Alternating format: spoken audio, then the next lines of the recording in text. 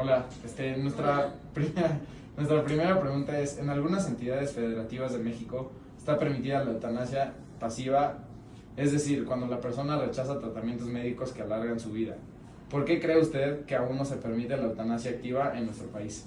Ok, de hecho, de entrada no es una eutanasia la que se practica, sino se llama, si no me equivoco, es el consentimiento a interrupción de tratamientos o voluntad anticipada. Se llama voluntad anticipada. Sí. Entonces, la voluntad anticipada quiere decir que yo legalmente lo que puedo hacer es ante un notario decirles que en el momento que yo necesite reanimación o procedimientos ya más invasivos, en un momento terminal o en una enfermedad terminal puedo rechazarlos. Entonces, eso es la voluntad anticipada. O sea, rechazar tratamientos. Ajá. Y eso lo puedo hacer ante un notario y entregarlo en el hospital en el momento que yo llegue. O cuando ya la persona está muy mal, los familiares pueden hacer esa parte. Pero siempre lo ideal es que el enfermo sea el que dé ese consentimiento previo. Y la segunda, que es la eutanasia, esta sí no está permitida en México. O sea, en México no tenemos ninguna entidad federativa, ninguno de los 32 estados en donde podamos realizar la eutanasia, porque eso es la interrupción de la vida mediante fármacos, pero eso no está permitido. Okay. Se reporta que las principales causas de muerte en México en 2024 son enfermedades del corazón, diabetes y tumores malignos. ¿Usted cree que por esto debería de existir una ley que permita decidir cuándo morir sin sufrimiento? Ok, bueno, si lo hablamos en el tema ético, como médicos, yo en lo personal no estoy de acuerdo.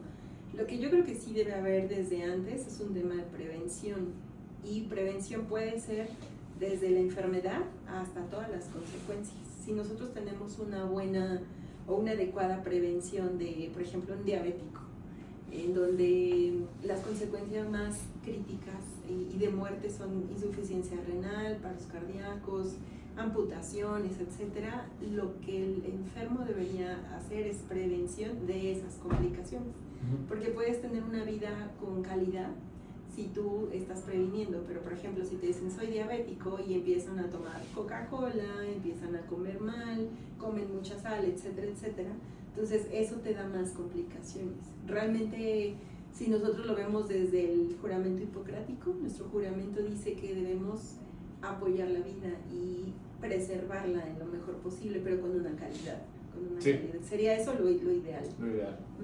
Según el INEGI, el mayor número de defunciones en México es del grupo de personas de 65 años en adelante. ¿Considera que las leyes deberían de tener una preferencia con personas mayores en temas de eutanasia?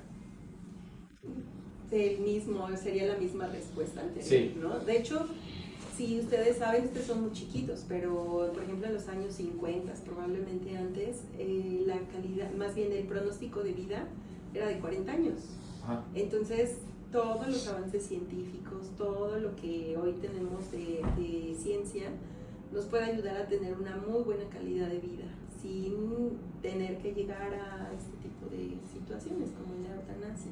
O sea, realmente la eutanasia creo que es ya nada más el tema de ideología.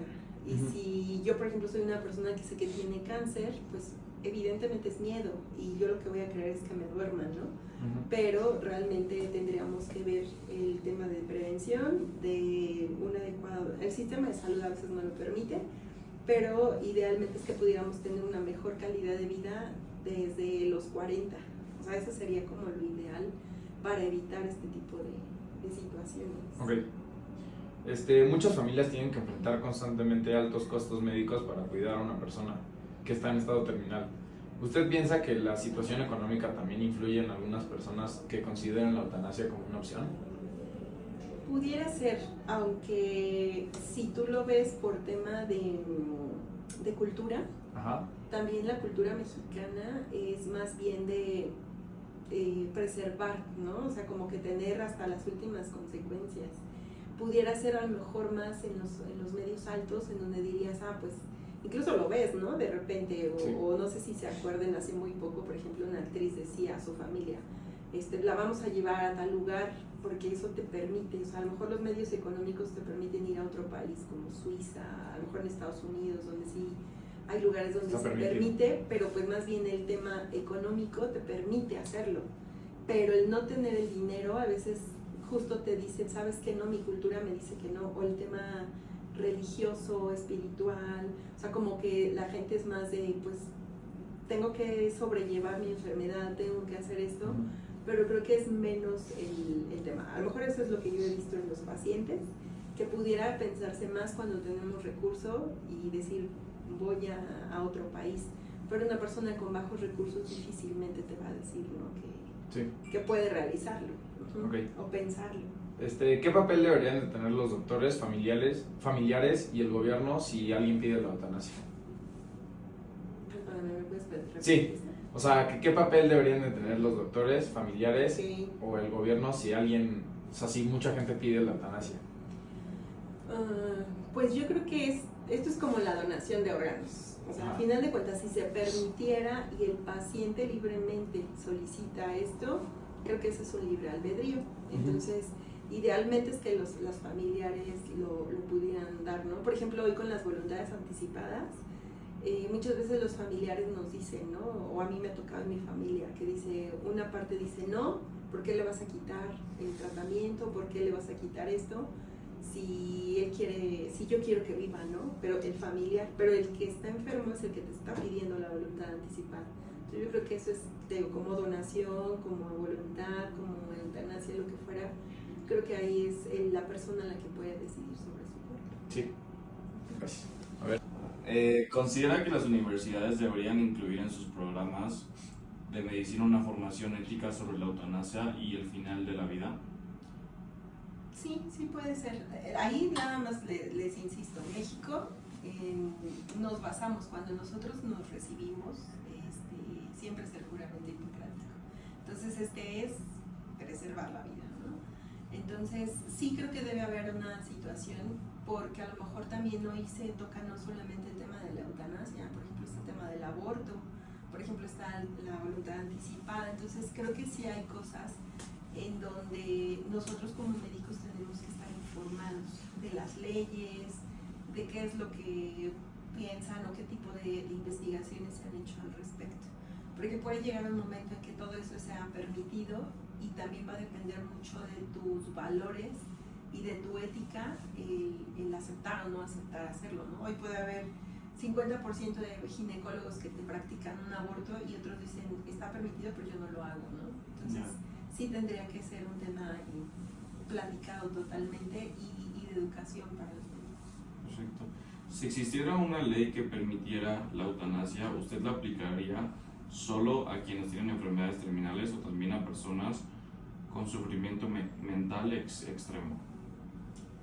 Ay, yo creo que no, o sea, obviamente por algo no me dediqué a la clínica, entonces creo que es un poquito diferente.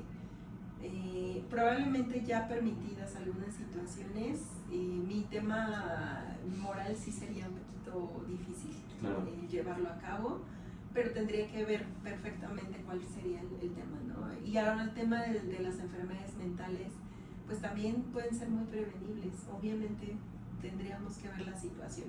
Sí.